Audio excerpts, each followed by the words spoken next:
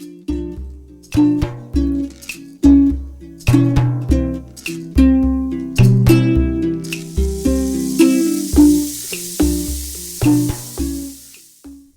all, it's Trevor Golliger here, and today I'm going to start a series of videos focusing solely on the actual drum kit, not the drum technique or the drummer, the actual drum kit. And I thought I would start off this series with focusing on probably one of the most important aspects, or one of the most important things that determines the tone, the attack, the sustain of your drum kit. And that is the bearing edge. It is the part of the drum shell that your drum head actually sits on top of. And the angle of this edge, and actually this drum here has a 45-degree angle. I don't know if you can pick up that angle on this video or not. I'm only recording this on my phone, but the angle of that determines the attack, the sustain, the tone of your actual drum. It's quite amazing, just that little different cut or little angle that may be cut on can have that much effect on your drum kit, and it does. So considering this channel is really focused on 40s, 50s, 60s blues music, I thought we'll just look at that era and not go into very, very modern times.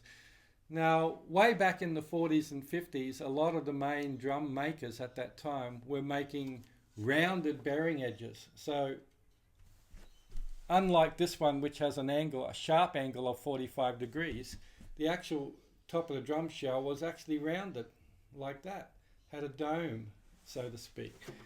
And what that did, having a wider or not so sharp peak on the actual bearing edge, it meant that the drum head that sat on top of it actually had more contact with the actual drum shell.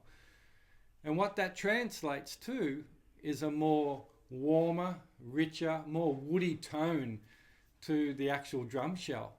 And back then too, they used to use calf hide drum skins, and calf hide, if you're not aware of it, they're not like modern day drum heads where you just throw it on, screw it down, and away you go.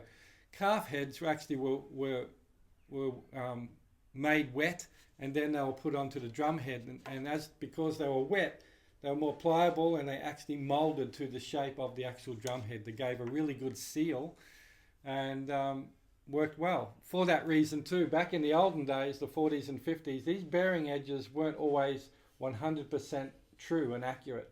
They had a little bit of, inaccuracy in them, but because the calf heads were wet and just molded to the shape, it wasn't that crucial that they were 100% accurate.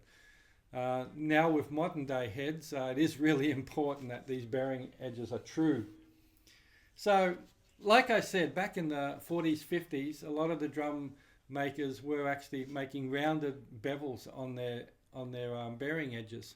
They also explored 30-degree angles, and what the 30-degree did, it actually, as opposed to the full round, it actually lessened the area the drum head made contact, which actually gave the drum more attack and more resonance and a little bit more volume. And it probably started to pronounce more of the higher mid-tones in the drum as opposed to the round, which gave a really warm, woody, low bottom end. In the late 60s, or actually might have been the early 60s. Now, I may have this wrong. If I do and you're aware of my mistake, please leave a comment below this video to inform me of the truth. But I think it was early 60s, the Rogers Drum Company was the first company that actually started to make what we call a 45-degree bearing edge, which is the same as this drum. A lot of people call the 45-degree the modern bearing edge, simply because by having such an acute angle on the bearing edge, there was very little drum head that actually made contact with the shell. And what this actually did was increase the volume, increase the sustain, and increase the attack more than anything for those drum shells. And the reason they went to that 45 was because in the 60s, 70s and onwards, music started to become a lot more louder. you know, electric guitars, rock music, you know, heavy metal, rock, all this type of music started to come to the fore. And as a result, they needed louder drums. And that's one of the main reasons they started to make a 45-degree angled bearing edge.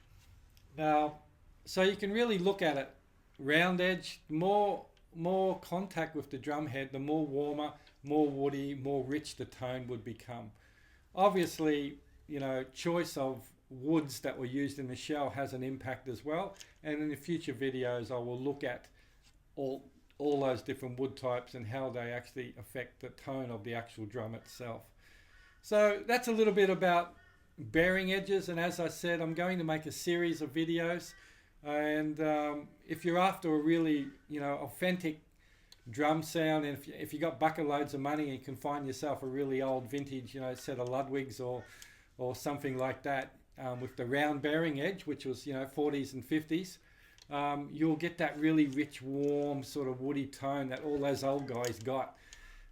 If you can't afford or seek out an old vintage kit like that, then, you know, you can use drum heads, combinations, and also tuning techniques to still give you that old sound. One of my main performance kits is actually a modern Ludwig kit. It's a classic maple kit, and it has a 45-degree bearing edge, but the way I tune it, I give it that big old big band full open sort of jazz tone, which really works well playing a lot of, especially, you know, 50s style Chicago blues. But anyway, there are always options if you've got a drum kit that's modern and has a 45-degree and you want to get that old sound. So, and as I said, I'll look at that in head combinations and so-ons and woods in future videos. Thanks for watching. If you like my channel, like this information, or you know a drummer that would be interested, please get them to hit the subscribe button below, and also hit the little bell. I think it's up in the right hand corner, which will alert you to any new videos that I do.